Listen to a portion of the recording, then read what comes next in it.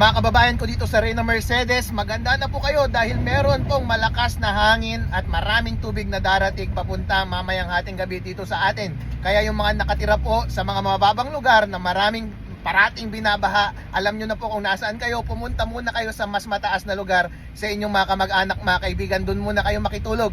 I-secure nyo na po ang inyong mga poste, mga bubong, yung mga alaga nyong hayop, iakyat nyo muna. Yung inyong mga pananim, mga seedlings, iligtas nyo muna dahil sigurado pong may darating na baha. Mag-ingat po kayo, huwag po muna kayong lumabas sa mga lugar na mapanganib.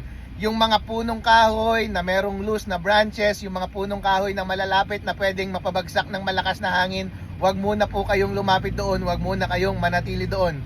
Pagkatapos po ng bagyo, mag-report po kayo sa inyong barangay captain at sa ating munisipyo ng inyong damage, mga sirang pader, mga sirang bubong, mga namatay na hayop, mga sirang pananim, mga nawalang signing. I-report nyo po ito accurately para po kapag merong darating na ayuda mula sa ating gobyerno, kayo po ay mako-compensate.